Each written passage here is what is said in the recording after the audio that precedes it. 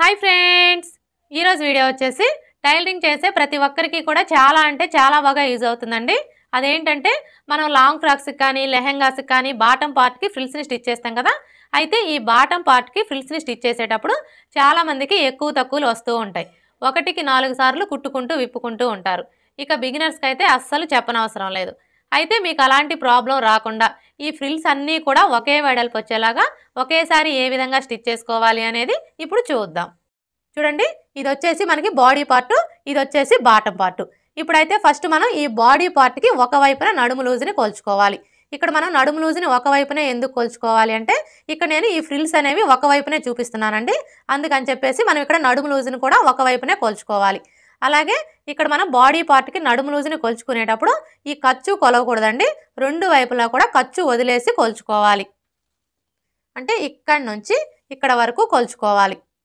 చూసారా, మనకి నడుము లూజ్ వచ్చేసి ఖర్చు కాకుండా 16 ఇంచులు వచ్చింది.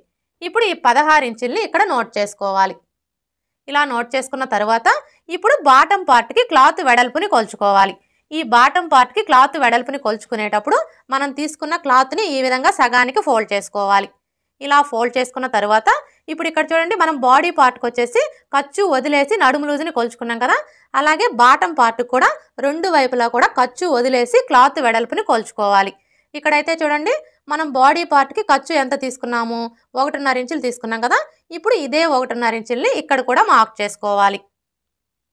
ఇక్కడ మీరు మార్క్ చేసుకునేటప్పుడు మనకి ఓపెన్స్ వచ్చాయి కదా, ఈ ఓపెన్స్ వచ్చిన వైపున మార్క్ చేసుకోవాలి. ఇలా మార్క్ చేసుకొని ఇప్పుడు ఈ మార్కింగ్ దగ్గర నుంచి టేప్ని ఈ విధంగా పెట్టేసుకొని ఈ చివరి వరకు ఎంత ఉందో కొలుచుకోవాలి. చూసారా, మనకి క్లాత్ వెడల్పు వచ్చేసి ఖర్చు కాకుండా ఫోల్డింగ్ మీద 38 ఇంచులు వచ్చింది. అర్థమైంది కదా. ఇక్కడ మనం క్లాత్ని ఫోల్డ్ చేసుకుని ఉన్నాం కదా, ఈ ఫోల్డింగ్ మీద మనకి 38 ఇంచులు వచ్చింది. అంటే ఇప్పుడు ఈ 38 ఇంచులకి ఇంకొక 38 ఇంచులు కలుపుకోవాలి. 38 ఇంచులకి 38 ఇంచులు కలుపుకున్నాము అంటే మనకి ఎంత వస్తుంది, 76 ఇంచులు.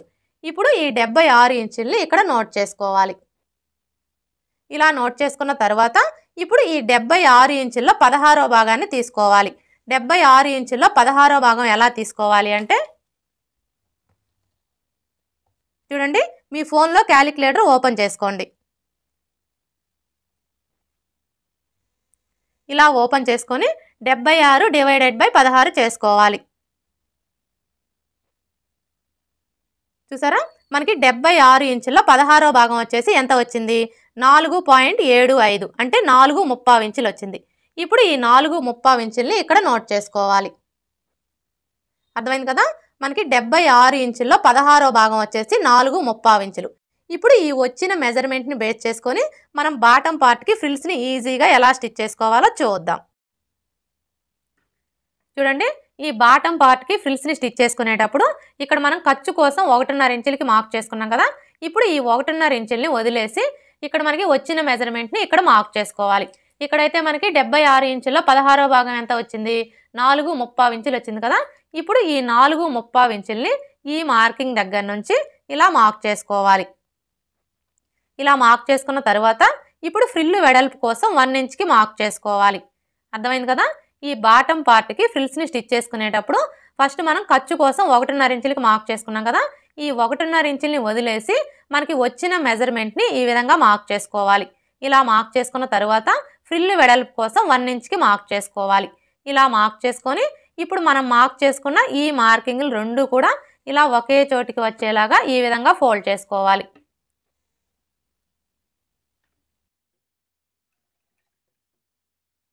ఇలా ఫోల్డ్ చేసుకొని ఇక్కడ వరకు స్టిచ్ చేసుకోవాలి. ఈ చివరి వరకు స్టిచ్ చేసుకోకూడదండి, ఇక్కడ వరకు స్టిచ్ చేసుకోవాలి. ఇలా స్టిచ్ చేసుకున్న తర్వాత ఇప్పుడు మరలా ఇక్కడి నుంచి 4.35 ఇంచులకి మార్క్ చేసుకోవాలి. ఇలా మార్క్ చేసుకొని ఇప్పుడు ఫ్రిల్ వెడల్పు కోసం 1 ఇంచ్కి మార్క్ చేసుకోవాలి. ఇలా మార్క్ చేసుకున్న తర్వాత ఇప్పుడు మరలా ఈ రెండు మార్కింగ్లు ఒకే చోటికి వచ్చేలాగా ఈ విధంగా ఫోల్డ్ చేసుకొని స్టిచ్ చేసుకోవాలి.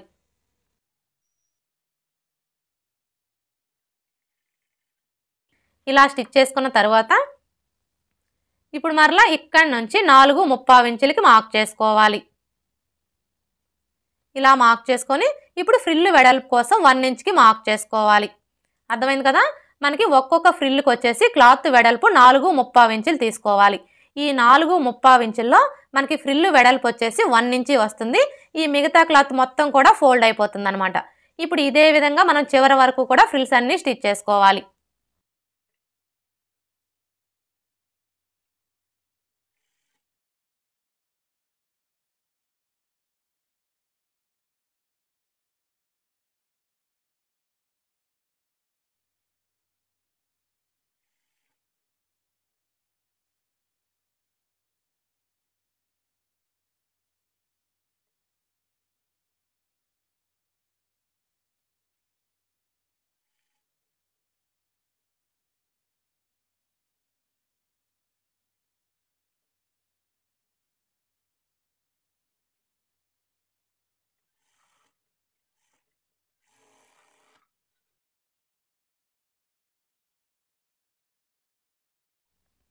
చూసారు కదా, ఈ విధంగా మనం బాటమ్ పార్ట్కి ఫ్రిల్స్ని స్టిచ్ చేసుకున్న తర్వాత ఇప్పుడు ఈ బాడీ పార్ట్ యొక్క నడుము లూజు అలాగే ఈ బాటమ్ పార్ట్ యొక్క నడుము లూజు మనకి రెండు కూడా కరెక్ట్గా వచ్చాయో లేదో ఒకసారి చెక్ చేసుకోవాలి.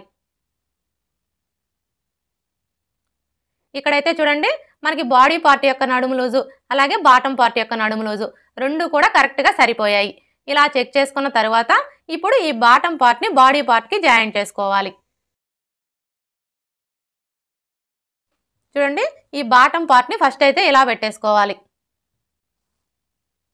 ఇలా పెట్టేసుకొని ఇప్పుడు ఈ బాడీ పార్ట్ని తీసుకొని లైనింగ్ వచ్చేసి పై వైపునకు ఉండేలాగా ఈ విధంగా పెట్టేసుకోవాలి. ఇలా పెట్టేసుకున్న తర్వాత ఇప్పుడు ఇక్కడ నుంచి స్టార్ట్ చేసుకొని 1/2 ఇంచ్ మార్జిన్తో స్టిచ్ చేసుకోవాలి.